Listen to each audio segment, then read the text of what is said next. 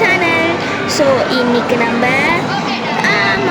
M5 தான் வந்துருக்குறோம். நான் வந்த உடனே பைக் ரேஸ் ஆரம்பிச்சிட்டேன்.